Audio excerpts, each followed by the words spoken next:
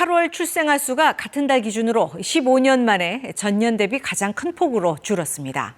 이 사망자 수가 출생아 수를 웃돌면서 인구 자연 감소세도 46개월째 이어졌습니다. 보도에 김용덕 기자입니다. 통계청이 오늘 발표한 2023년 8월 인구 동향을 보면 지난 8월 출생아 수는 18,984명으로 지난해 같은 달보다 12.8%가 줄어든 것으로 나타났습니다. 이는 월간 통계가 작성된 1981년 이후 8월 기준으로는 역대 가장 적은 출생아 수입니다. 특히 2008년 8월 출생아 수가 전년 동월 대비 14.2% 감소한 것에 이어 두 번째로 감소폭이 컸습니다. 인구 1000명당 출생아 수인 조출생률도 4.4명으로 1년 전보다 0.6명 감소했습니다. 사망자 수는 3540명으로 지난해 같은 달 대비 1.7% 증가한 것으로 나타났습니다. 사망자 수가 출생아 수보다 많은 탓에 인구는 1만 1,556명 줄어 인구 자연 감소세도 2019년 11월부터 46개월째 이어졌습니다. 시도별로는 세종을 제외한 모든 시도에서 인구가 자연 감소했습니다. 혼인 건수는 1만 4,610건으로 전년 동월 대비 7% 감소한 것으로 나타났습니다. 이혼 건수는 8,057건으로 지난해 같은 달과 비교해 2.1% 줄어든 것으로 나타났습니다.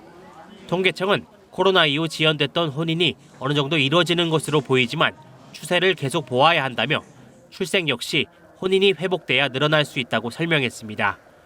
또 올해 2분기 0.7명이었던 합계 출산율은 3분기에 다소 올라간 것으로 보인다며 역시 추세를 관찰해야겠지만 올해는 0.7명대 수준을 유지할 것으로 전망된다고 밝혔습니다. KBS 뉴스 김용덕입니다.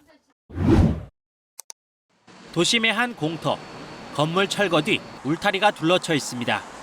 불과 1년 전만 해도 대형 예식장이 있던 곳입니다. 전국의 예식장은 지난 2018년 이후 20% 넘게 급감했습니다. 코로나 탓도 있지만 근본적으로 결혼하는 청년 숫자가 줄어든 탓입니다.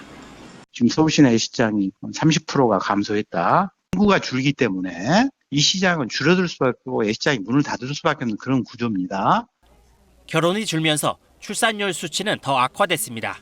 여성 한 명이 평생 낳을 것으로 예상하는 자녀의 수인 합계 출산율은 올해 2분기 0.7명으로 1년 전보다 0.05명 더 줄었습니다. 지난해 4분기 기록했던 역대 최저치가 또다시 등장한 겁니다. 이런 추세가 이어지면 지난해 0.78명이던 연간 합계 출산율이 올해에는 0.73명대로 떨어질 수 있다는 우려가 나옵니다.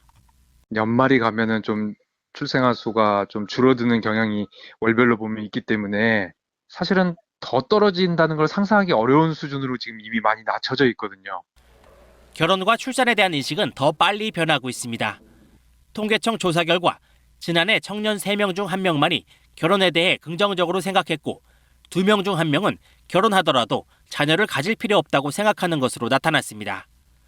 결혼을 해서 집도 대부분 이제 하나를 사려고 하면 대출도 많이 받는데 거기다가 이제 아이까지 낳게 되면은 이게 뭔가 빚을 더 는다는 생각도 들기도 하고. 혼자 살아도 괜찮다는 게 좀 많죠. 개인적으로는 딱히 나아진다는 게 체감되지는 않네요. 우리나라의 합계 출산율은 경제협력개발기구 국가 가운데 유일하게 1명대 이하입니다. KBS 뉴스 김용덕입니다.